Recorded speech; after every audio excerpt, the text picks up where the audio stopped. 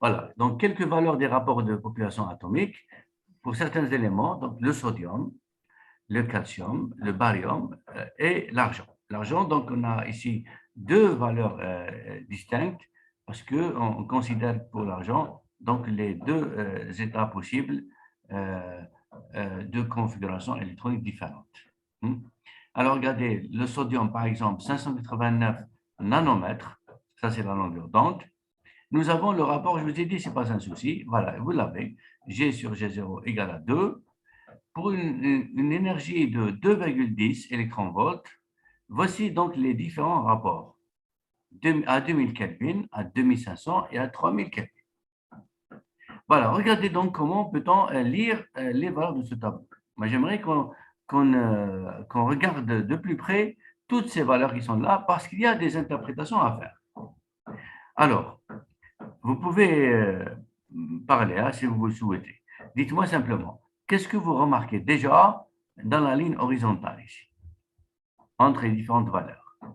Ça augmente, monsieur. Ça augmente avec l'augmentation de la température. Ah, température. La température. Voilà, on l'a remarqué pour le sodium. Peut-on aussi remarquer la même chose pour le calcium et les autres éléments? Comment ça varie aussi pour les autres éléments? Est-ce que c'est la même chose? Dites-moi, est-ce que c'est pareil pour les autres? Oui ou non? Oui, monsieur. C'est Oui, pareil. c'est pareil partout. C'est-à-dire que pour tous les éléments, on remarque la même chose finalement. Lorsqu'on augmente la température, le rapport des populations électroniques de l'état excité sur l'état fondamental, il augmente. Mais qu'est-ce que ça veut dire? Lorsque n sur n0 augmente, est-ce que ça veut dire que c'est n1 qui augmente ou bien c'est n0 qui augmente? Ou que le n sur n0 augmente? C'est un qui augmente. Ou bien c'est le n0 qui diminue. Oui. OK? Voilà, c'est relié de toute façon. Lorsque n1 augmente, n0 diminue. Et lorsque n1 diminue, n0 augmente. Donc, lorsque n0 diminue, c'est-à-dire il y a moins d'atomes à l'état fondamental, il va y avoir plus d'atomes à l'état excité. Ça veut dire que lorsqu'on augmente la température, le nombre d'atomes à l'état excité augmente comparativement aux atomes qui restent à l'état fondamental. C'est bien ça. Voilà, ça c'est ce qu'on a remarqué. Maintenant, essayons de comparer les éléments, par exemple le calcium et le barium. Bon, je choisis ces deux éléments, le calcium et le barium, parce qu'en réalité, ils se ressemblent. Ce sont deux éléments qui font partie de la même colonne ou bien du même groupe dans le tableau périodique. Ce sont tous les deux des alcalino-terreux, le calcium et le barium. Donc, c'est le groupe 2. Ça veut dire qu'ils ont le même poids statistique, 3. Regardez, c'est la même chose. Parce qu'ils ont deux électrons de valence. Ils ont la configuration S2. C'est-à-dire le calcium, il a la configuration 4S2, la configuration de valence, et le barium, il a la configuration 6S2. C'est pourquoi ils ont la même dégénérescence, donc les poids statistiques portent les mêmes valeurs, 3. Alors, ce n'est pas la même longueur d'onde, évidemment, ce n'est pas la même parce qu'il s'agit de deux éléments différents. Forcément, ce n'est pas la même énergie de transition. Mais que peut-on remarquer déjà à 2000 Kelvin entre le calcium et le barium?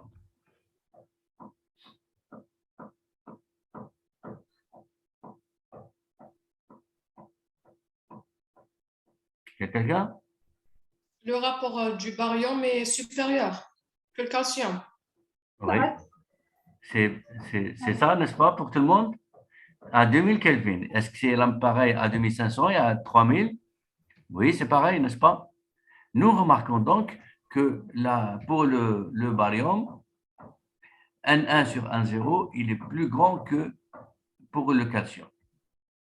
Qu'est-ce que ça veut dire? Dans quel élément il y a plus d'électrons à l'état excité? Dans le barium ou dans le calcium? Dans le barium.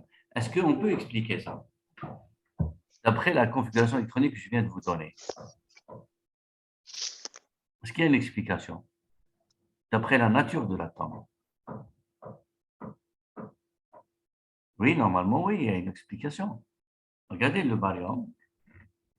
56, le calcium, c'est 20. Ils font partie du même groupe. La configuration du barium, c'est 6s2 et le calcium, c'est 4s2. C'est-à-dire que le calcium, c'est 4 couches. Ces 2 électrons, ils sont dans la 4e couche, alors que les 2 électrons, les derniers électrons du barium, ils sont dans la 6e couche. Est-ce que vous êtes d'accord? Donc, qu'est-ce qui est plus retenu par le noyau? Qu'est-ce qui est plus proche du noyau? Est-ce que c'est le calcium ou le barium? Alors, c'est important de le savoir. Hein. Quel est Monsieur, l'élément le les plus comptes la proche? quatrième couche, où les comptes plus proche le noyau? Anna, répétez. Les comptes la quatrième couche, où les comptes proche le noyau? Exact. Et le noyau, puisqu'il a une charge positive, il va empêcher les électrons, plus que dans le barium, de monter dans les niveaux. C'est-à-dire qu'il doit fournir une énergie supplémentaire pour passer à un niveau supérieur. Est-ce que c'est clair? C'est bien ça. D'ailleurs, regardez les longueurs d'onde. Regardez le calcium et le barium. Est-ce que vous voyez les longueurs d'onde? Celui qui a la longueur d'onde la plus élevée, ça veut dire qu'il a l'énergie la plus basse. C'est vrai ou pas? Oui. D'accord? Oui. Okay, donc, ça veut dire que l'énergie consommée pour passer à un niveau donc supérieur, elle est plus basse. Et donc, le barium, il va plus facilement passer à l'état excité. Voilà pourquoi les N sont supérieurs. Voilà, OK? Sinon, si on compare maintenant les 3 éléments par rapport à l'argent. Prenons par exemple l'argent qui a le G sur G0 égale à 2. Comparez les 3 éléments par rapport à l'argent. Qu'est-ce que vous remarquez? Les valeurs de l'argent par rapport aux autres.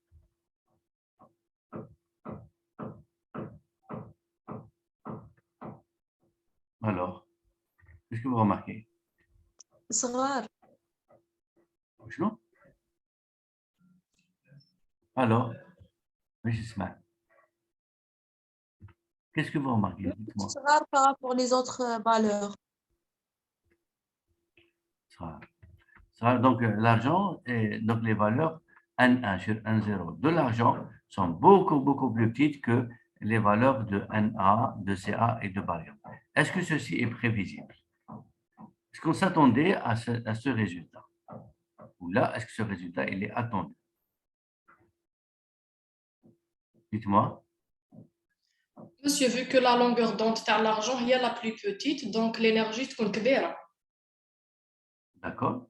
Oui. Mais maintenant, par rapport à l'état fondamental et l'état excité. Par rapport à l'état fondamental et l'état excité. L'argent, les électrons là, à l'état, beaucoup plus à l'état fondamental ou à l'état excité? Comparativement aux autres éléments, sodium, calcium, barium. L'état fondamental. Oui, oui.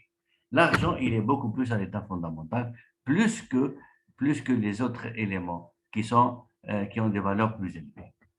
Donc, si on classe les atomes par N1 sur N0, c'est celui qui a le plus d'atomes qui sont à l'état fondamental. Je connais le groupe. C'est l'argent. Après, le calcium, ensuite, le barium, et enfin, le sodium.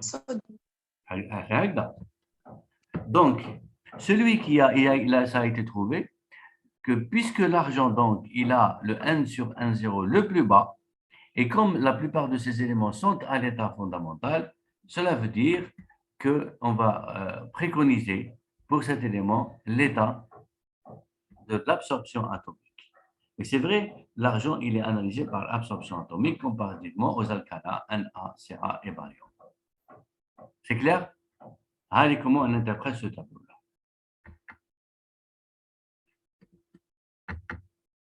Donc, la première des choses, T augmente, N1 sur N0 augmente.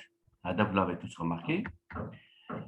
Pour le même poids statistique, c'est-à-dire on a comparé 3 avec 3, ou bien on peut comparer 2 avec 2. Pour un même poids statistique, lorsque l'énergie diminue, N sur N0 augmente. C'est vrai, regardez 3 et 3. Lorsque l'énergie diminue, le 1 sur 1,0 augmente. C'est la longueur d'onde, ce n'est pas l'énergie. Quand l'énergie diminue, lorsque la longueur d'onde augmente. Aussi, les alcalins supérieurs aux alcalinotéreux, supérieurs aux métaux de transition.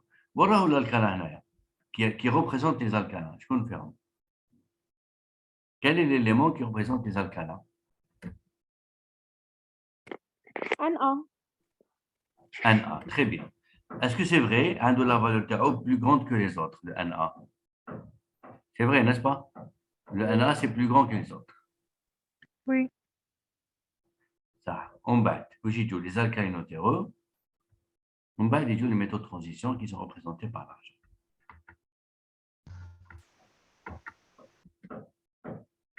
D'accord? Et voilà. Donc, lorsque N sur N0 augmente, c'est l'émission qui est favorisée, qui est les alcalins et les alcalinotéreux. Et lorsque N sur N0 donc diminue, c'est l'absorption qui est favorisée, comme c'est le cas de l'argent. Pour doser l'argent, donc, il faut donc aller à l'absorption. Regardez maintenant ce tableau. Qu'est-ce qui se passe? Il y a un message. Pas de son. Ma couche sur Avia. Qu'est-ce qui a envoyé un message? Pas de son. L'essentiel, la plupart, ils m'entendent, n'est-ce pas? Oui, monsieur. Est-ce que les autres m'entendent? Oui, monsieur. D'accord, d'accord. Très bien. L'essentiel. Je fais N1 sur N0. Maintenant, on va regarder N2 sur N0, ou autrement dit N2 sur N0. C'est-à-dire les atomes qui sont à l'état plutôt ionisé. Regardez, on prend l'exemple des alcalins. Comme des alcalins, lithium, sodium, potassium ou césium. Les 4 premiers éléments, ce sont des alcalins. Les 2 derniers éléments, par exemple, c'est le calcium et le barium, ce sont des alcalinotéreux. Les 4 premiers éléments, ils ont la configuration S1, c'est-à-dire un seul électron. Les 2 derniers, ils ont 2 électrons. L'essentiel, nous avons pour les 6 éléments les potentiels d'ionisation, c'est-à-dire l'énergie de l'ionisation. Plus cette énergie d'ionisation elle est faible, plus c'est facile d'ioniser l'élément. Par exemple, si vous regardez les potentiels d'ionisation, voilà l'élément qui est plus facilement ionisable, d'après vous. Et tu vois les énergies. Regardez là, la première colonne. C'est le césium. C'est le césium, oui. Très bien. Le césium, 1, 2, 3, 87 électronvolts, c'est celui qui a donc le potentiel d'ionisation le plus bas. C'est celui alors qui va s'ioniser facilement. Ça veut dire qu'on ne va pas fournir beaucoup d'énergie pour l'ioniser. N'est-ce pas? Je vous la preuve. Quand on utilise la flamme air propane à 2100 Kelvin, on peut ioniser jusqu'à 28%. C'est-à-dire 28% des atomes ils passent à l'état ionique. Si on augmente la température en utilisant une flamme oxygène-hydrogène, c'est-à-dire lorsque la température passe à 2900 Kelvin, on peut ioniser jusqu'à 69%. On peut encore ioniser davantage, jusqu'à 96% pour le césium, lorsque la température elle passe à 3100 Kelvin. Vous remarquez? Est-ce que c'est clair pour le césium? Maintenant, remarquez pour les autres. Est-ce que vous remarquez la même chose pour les autres avec l'élévation de la température? Oui. Oui, dans tous les cas, n'est-ce pas? Dans tous les cas, nous remarquons que lorsque la température augmente, le pourcentage des éléments qui passent à l'état ionisé, il augmente. Les 2 pourcentages les plus élevés à 3100 Kelvin sont ceux du potassium et du césium. À 3100 Kelvin, le potassium 82% et le césium 96%.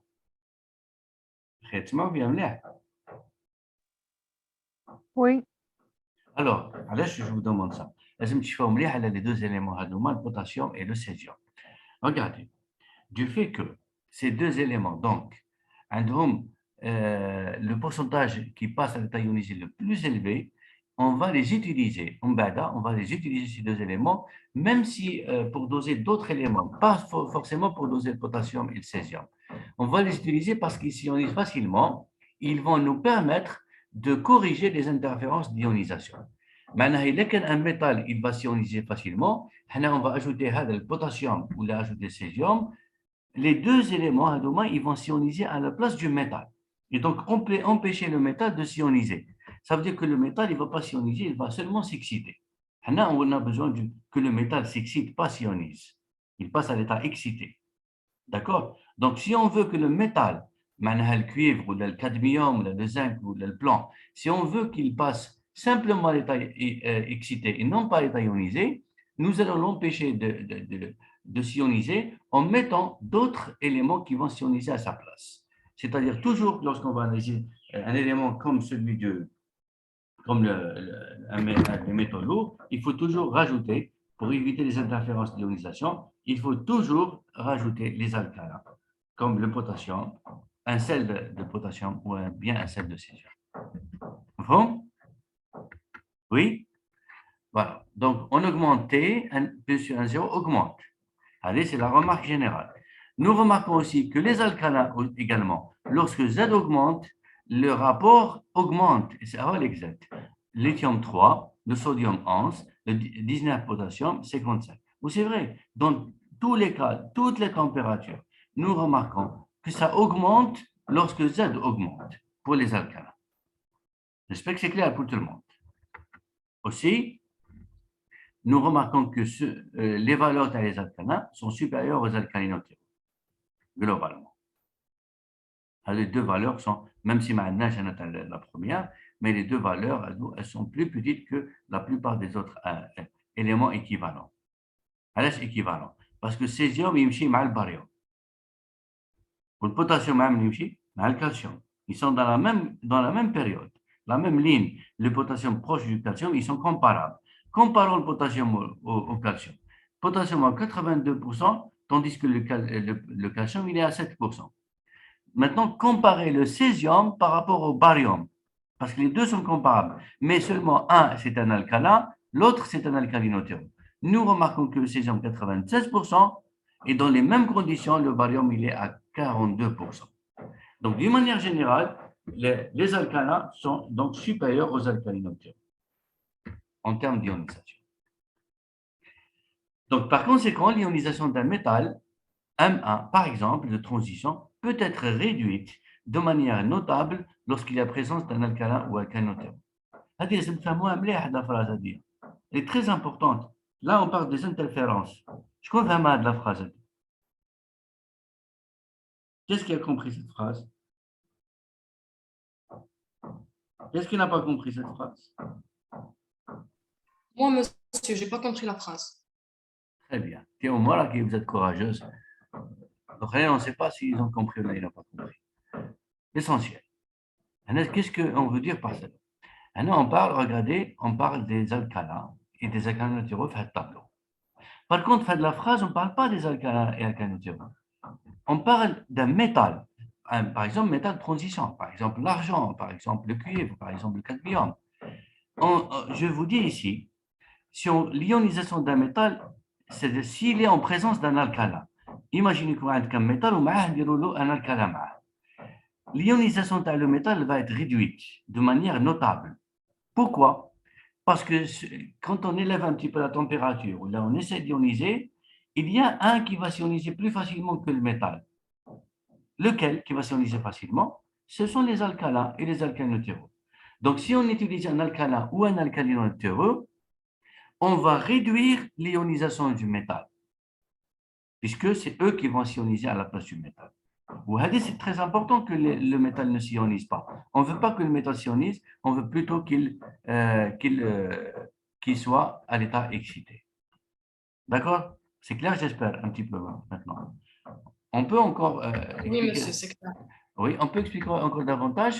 Hagda, je viens de le dire. L'ionisation d'un métal, par exemple, transition peut être réduite de manière notable. Voilà. Avec la réaction. Regardez la réaction d'un métal. Ça, c'est un métal. Quand il s'ionise, il donne un plus un électron. Si on considère par exemple une constante d'ionisation, comme toutes les constantes, c'est le rapport des produits sur les réactifs. Les produits, donc, 1 plus fois la concentration des électrons sur le métal à l'état fondamental. C'est-à-dire la constante d'ionisation. Plus la constante d'ionisation elle est élevée, plus l'ionisation elle est élevée. Avec l'électroneutralité, normalement, la quantité de la charge positive est égale à la charge négative. C'est ça l'électroneutralité. Dans le cas d'un métal seul. Mais un métal n'est pas seul. Supposons que ce métal il n'est pas seul. Le métal plus un alcane, par exemple M2. Où sera la totalité des charges positives, la totalité des ions est égale à la totalité des électrons. Donc la concentration des électrons est égale à M1 plus M2. On appelle ça l'électroneutralité du mélange. Le degré d'ionisation du métal est égal à alpha 1 plus sur M total. هذا alpha معروف de toute façon, ماشي غير في الميتال. Pour n'importe quelle réaction, le degré de dissociation, le degré d'ionisation, c'est comme un pourcentage. Il ressemble à un pourcentage. C'est-à-dire c'est la quantité du métal à l'état ionisé sur le métal total. Et là, le métal ionisé est égal au métal total. Et là, le métal ionisé est égal au métal total. Tout à l'heure, on avait le césium. شحال alpha? Si 1 plus, il est 1. Voilà. C'est 1, ça correspond à 100% d'ionisation. Le cas, il est 1. D'accord? Donc, alpha, il nous indique un peu le degré de l'ionisation du métal.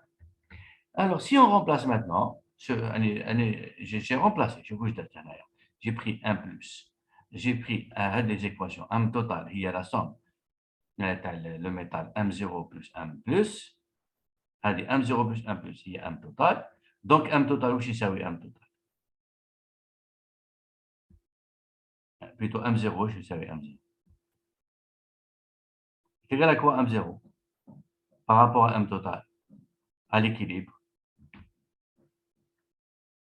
Allez, bravo, j'adore. La quantité du métal est fondamentale par rapport au métal total. Il est égal à quoi? À l'équilibre. C'est M total moins M plus. Très bien, voilà. Donc, c'est M total moins M plus. On a un plus donc on peut simplifier un petit peu l'équation. Et on a aussi M plus sur M total égale alpha. Dans l'équation. Après avoir donc remodelé l'équation, tout est OK? Donc, alpha au carré sur M moins alpha égale à K sur M total. L'augmentation de la température favorise l'ionisation et l'augmentation de la constante K. Comme je l'ai dit tout à l'heure dans le tableau. Et on a remarqué que lorsque T augmente, l'ionisation augmente. Si l'ionisation augmente, donc K augmente. Donc alpha, il va augmenter. D'après cette équation, le degré d'ionisation du métal 1 va diminuer à cause du déplacement de son équilibre d'ionisation vers le sens de la formation de M0, à cause de la libération excessive des électrons d'un métal 2, par exemple un alcalin. C'est ce qui peut être qualifié d'interférence d'ionisation. Alors, donc, essayez de vous concentrer avec moi. Quand on rajoute, par exemple, à cette réaction, je reviens à la réaction M1 et donne M1 plus électron. Est-ce que vous connaissez le principe de Neuchâtelier? Le déplacement de l'équilibre, il se fait dans le sens. Dans quel sens l'équilibre se déplace? Dans le sens de sa diminution. C'est-à-dire, si vous diminuez un plus, l'équilibre va tenter de le remplacer. Donc, la réaction elle va aller dans quel sens? Dans quel sens la réaction? Si vous diminuez un plus. Sens direct. C'est de gauche à droite. Oui. Voilà. Si maintenant vous augmentez la quantité de 1 plus, si vous augmentez, où c'est ça? Dans quel sens? Sens contraire. Sens contraire, vers la formation de M0. Donc, voilà ce qui va se passer. Si on prend un alcalinotérone zido, la réaction Hadia, le nombre de charges positives, donc la réside, c'est-à-dire comme si on zido encore les électrons, Et donc, la réaction, elle va aller se déplacer dans le sens à gauche, dans le sens 2. Et donc, il va y avoir plus de M0 à l'état fondamental. Voilà, comme on a dit ici, vers le sens de formation de M0. C'est-à-dire, puisqu'on va former M0, donc le M+, à l'état ionique, il diminue. Et qu'est-ce qui va être à sa place? C'est l'état excité. Et moi, tout ça, je l'ai fait pour vous dire une chose. C'est l'équilibre de Saha. C'est l'équilibre de Saha. Tout ce qu'on vient de dire, c'est pour vous informer. En cas où un jour on va poser la question, comment on fait pour corriger les interférences d'ionisation? C'est-à-dire, quand vous avez un métal, il s'ionise facilement. Comment on va corriger ça? Pour qu'il s'ionise pas facilement. Oui, très bien. On corrige donc l'ionisation en ajoutant soit un alcalin ou un alcalin. Il y a un alcalin, non, mais un alcalin. Les meilleurs alcalins, c'est quoi? Les meilleurs alcalins qui s'ionisent plus facilement, c'est quoi? Potassium et césium. Exactement. Potassium, à peu près 82%, et césium, 96%. Les deux éléments qu'on peut ajouter pour corriger les interférences d'ionisation. Voilà, dans ce tableau, je vous donne un exemple des valeurs TAG sur G0, les états de dégénérescence des éléments pour calcul des poids statistiques. G, là, c'est comme G, OK, pour chaque état.